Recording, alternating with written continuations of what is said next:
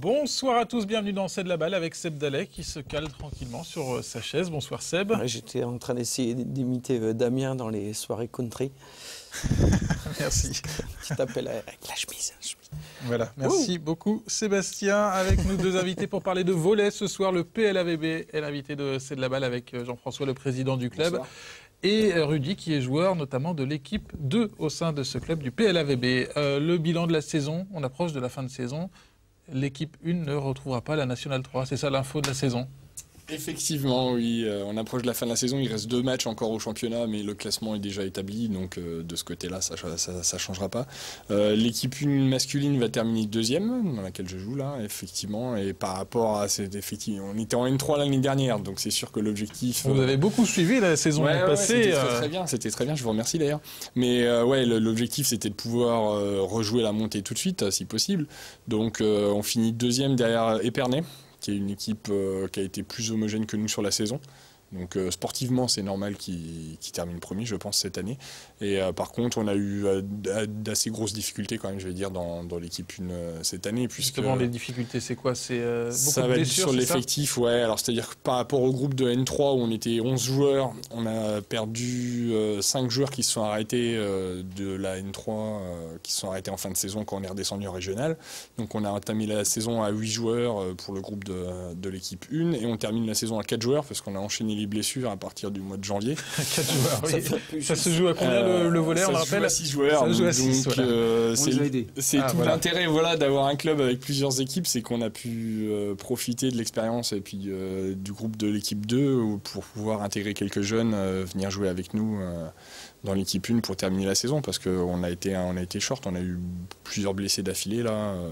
Nicolas Segui qui est notre passeur aujourd'hui, Antoine qui est notre récepteur attitré, Damien le grand central, je ne sais pas si tu te souviens, avec qui tu avais travaillé le bloc dans les séquences, qui s'est luxé l'épaule en plein match. Voilà, on a eu des choses comme ça.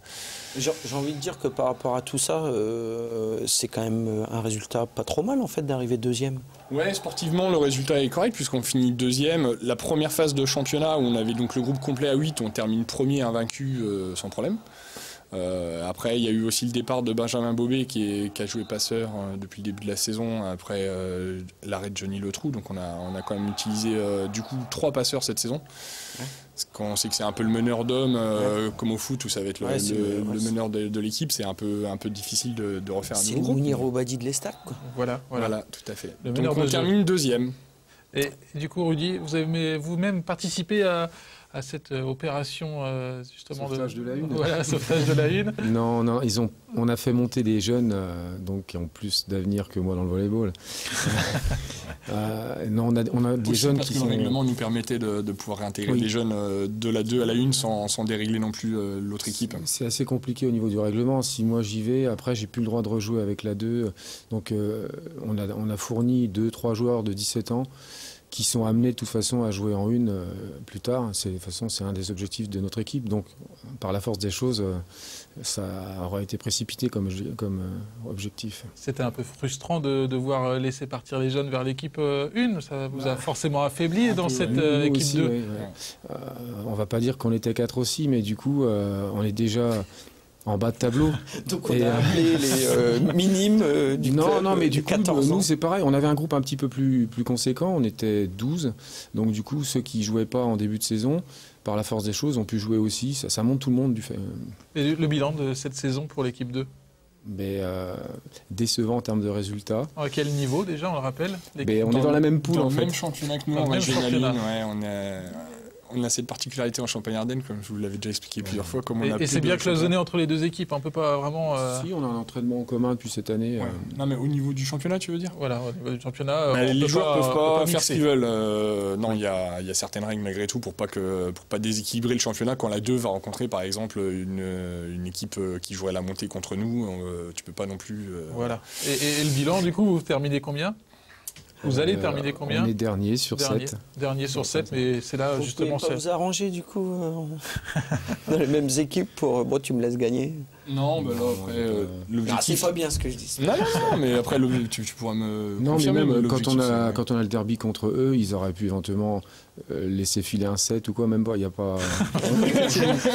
non, on joue sérieusement. Quand ils ont vu qu'ils montaient pas, ils ont continué jusqu'au bout à nous battre comme il fallait, quoi. Voilà, c'est un gros échec pour le club, cette non-montée en National 3 ? Un gros échec, je dirais. On est monté 2 fois, ces 4 dernières saisons, on est redescendu tout de suite, donc on voit très bien ce qui nous manque. Prioritairement, je vais dire, ça va être encore quelques joueurs. Au niveau de la structure du club, il nous manque aussi certaines choses, même si, je veux dire, en termes, si on fait le bilan du club sur la saison, on va être encore terminé à 108 licenciés.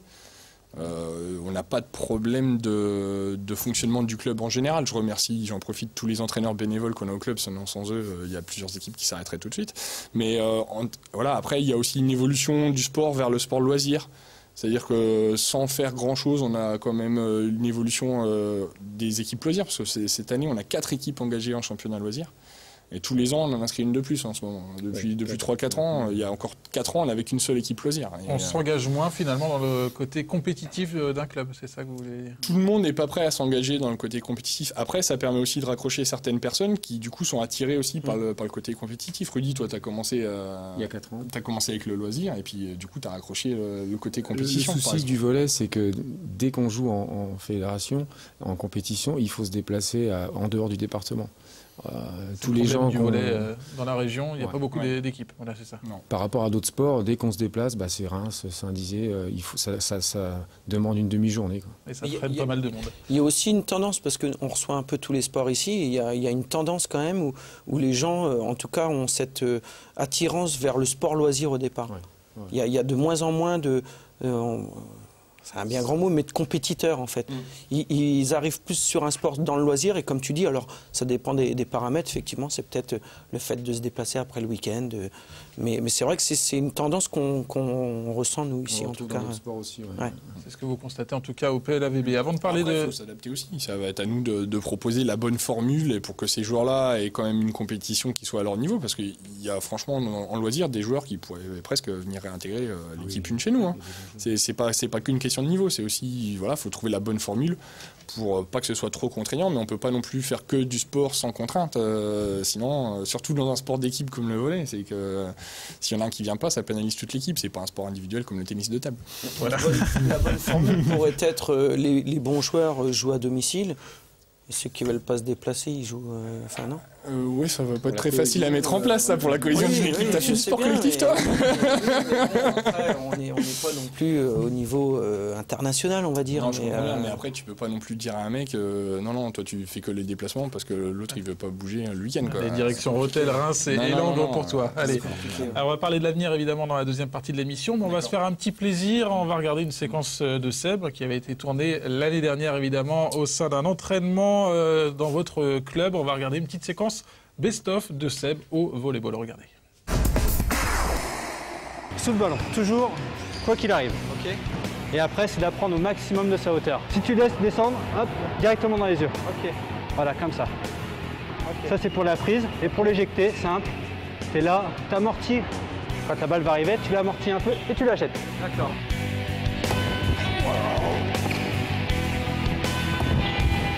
Aborder maintenant le service matché. D'accord. C'est un service assez spectaculaire en volley, que tout le monde connaît. Tout à fait. Il s'agit simplement de lancer tout simplement le ballon en l'air et de le frapper le plus haut possible pour réaliser une trajectoire tendue. Voilà.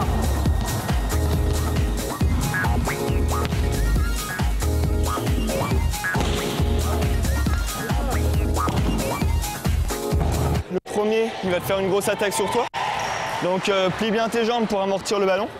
Le deuxième, il va te mettre une petite balle. Alors là, il va falloir que tu essayes de plonger, de choper le ballon pour le ramener. Toujours, garde-le chez toi. Et le dernier, tu recules en marche arrière. Et pareil, grosse attaque sur toi et tu remontes le ballon.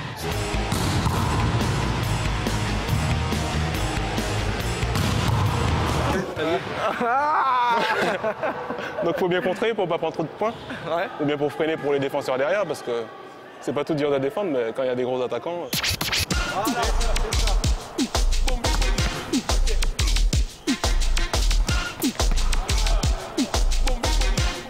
Surtout passer les mains.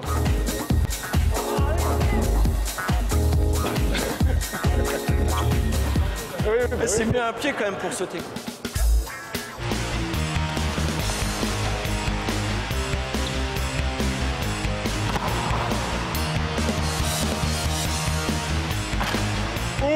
Défendre, c'est intéressant, mais après, il faut gagner le point, quoi. Donc pour gagner le point, ça va se jouer au filet, à l'attaque. Tu vas donner ta balle à Johnny, et au moment où lui, il la touche dans les doigts, où elle part vers le bout de filet, toi, tu t'élances. Donc là, il faut que tu appuies sur les jambes pour monter un peu, d'accord? Alors, il faut que tu t'arrêtes, parce qu'il faut que tu penses que tu as un adversaire de l'autre côté du filet. Si tu lui rentres dedans et que tu lui pètes 2 genoux, ça va être bagarre générale.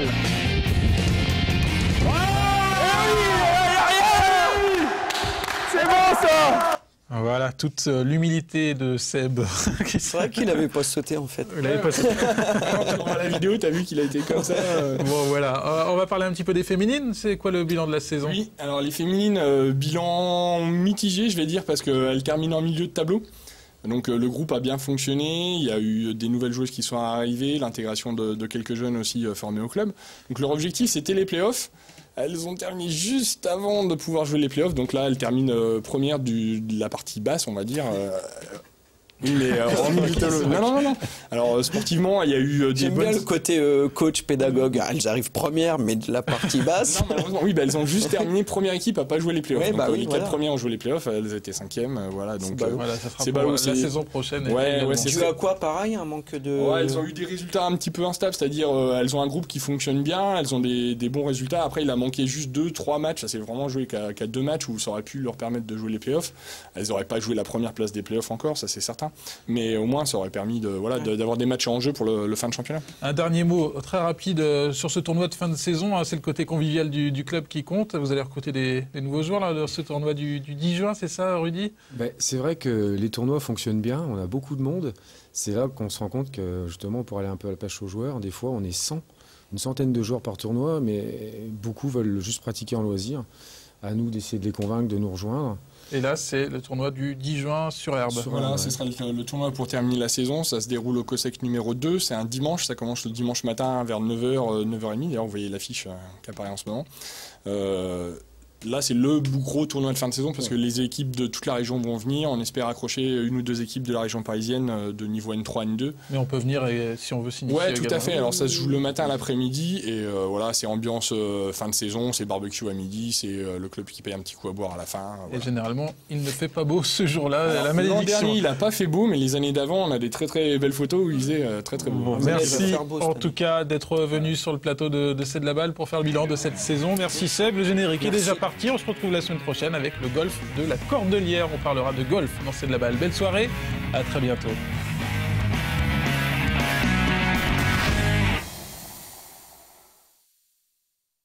Déjà parti.